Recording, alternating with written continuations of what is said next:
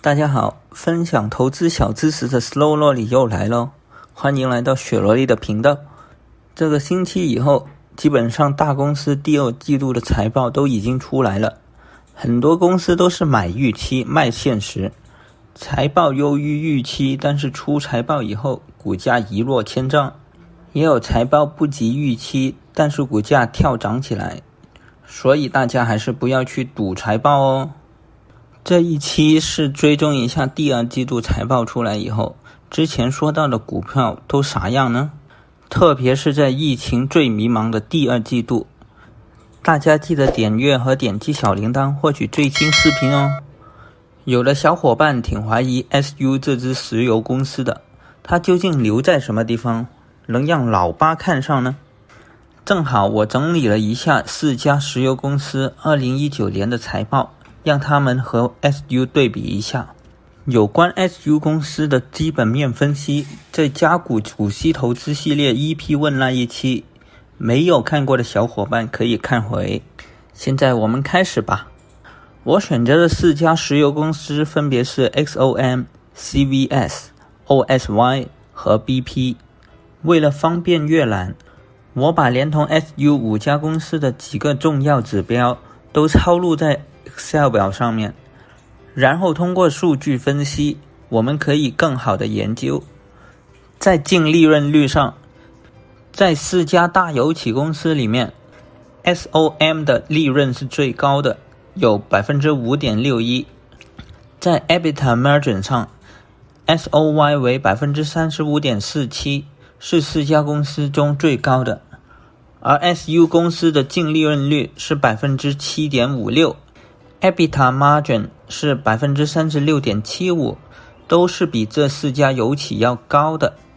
在对于危机性的防御能力上，表现为流动性的 current ratio 是 SOM 最差，只有 0.78， 其他3家都超过了1。current ratio 大于1的公司短期内没有资金问题，所以看上了 SOM 的小伙伴要注意一下他家的资金是否充足了。在负债率上， SOY 和 BP 的负债率都超过了 60%， 是比较高的，而 SU 流动性上比较差，只有 0.94， 负债率也只能算是中等。根据这几个重要的指标，可以看出 SU 这家公司的盈利能力是在石油公司里面比较强大的。但是我们需要关注 SU 在第二季度的资金流上是否会出现问题。在2020年的第二季度季报中，因为 OPEC 和 COVID-19 的影响，5月期油暴跌至每桶负37块，所以这一季度 SU 公司的目标是减少开支，保证公司的财务健康。作为增加资金流动性，新发了 22.5 亿3到10年的债券，并计划将在未来商品价格回升后减少这一部分的债务。随着减产协议，第二季度的销售减少了，净亏损比第一季度大幅减低。在2020年的第二季度 current ratio 也恢复到了 1.02 的安全水平，短期内没有资金流的问题。因为新发了 22.5 亿的债券，负债率上升到了 56.44%， 对于油企来说还是属于中等水平。总体来说，这个结果还是可以接受，比我预计中的要好。因为4月份每桶负36块的油价实在是太恐怖了。这里还有一组数据做对比。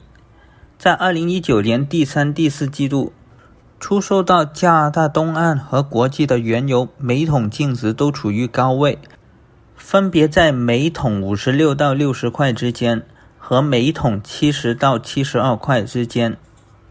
但在2020年，油价开始回落了，第一季度下降了差不多 20%， 而第二季度更比第一季度下降了 80% 和 50%。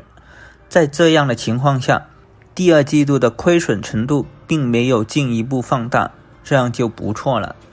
作为油企，只要能存活下来，都会成为最终的强者。另外一家追踪的公司是 QSR，因为这两家公司都属于巴菲特的持仓股，所以就一起讨论了。关于 QSR 这家公司的基本面，在之前加股股息投资系列的 EP3 里面分析过了，没有看过的小伙伴可以先看哦。在股价上的表现，财报出来之前的一天，股价突破了阻力线。虽然第二季度的表现是好于华尔街分析师的预期的， EPS 每股收益为 0.33， 好于预期的 0.28， 营收也高于预期的 10.3 亿，达到了 10.5 亿，但是股价却回到了阻力线下方，这次突破也只能算是假突破。我们再来看公司第二季度的基本面是否还能继续看好。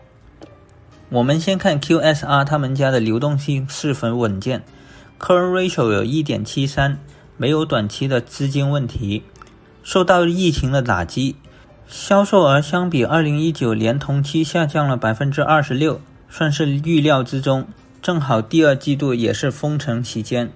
旗下3个品牌只有 Popo Ice 维持了 20.72% 的销售增长。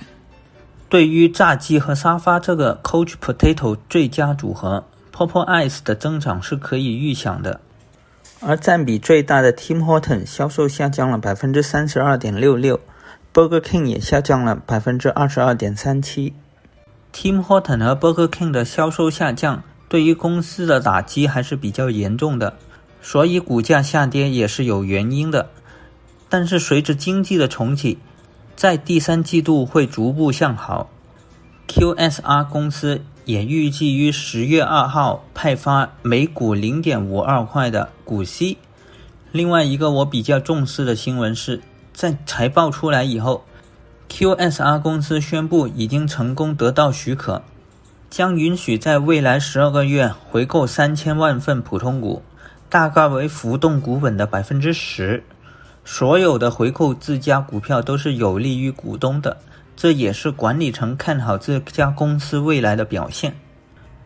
但是 QSR 短期走势有点不太确定了，有可能是箱体走势，但是还没有被确认。如果箱体底部71块被突破，那么将会开启向下的通道。之前76块钱左右入场的小伙伴应该会在74块钱的位置设置止损的，那么71可以作为另外一个止损位止损，这样做好风险管控，等待更好的入场位。如果是准备长线持有的，可以选择在下一个低点再次购入，像巴菲特所形容的那样，买入一家公司就是投资这家公司，看好这家公司的未来。就算纽交所明天开始关闭10年，你也不必感到忧虑，因为你相信这家公司是一家好公司。这期视频就先到这里了，希望这样能帮到大家排忧解惑。这只是萝莉自己的个人观点，不作为投资建议哦。股市有风险，投资需谨慎。萝莉也要回去充电哦。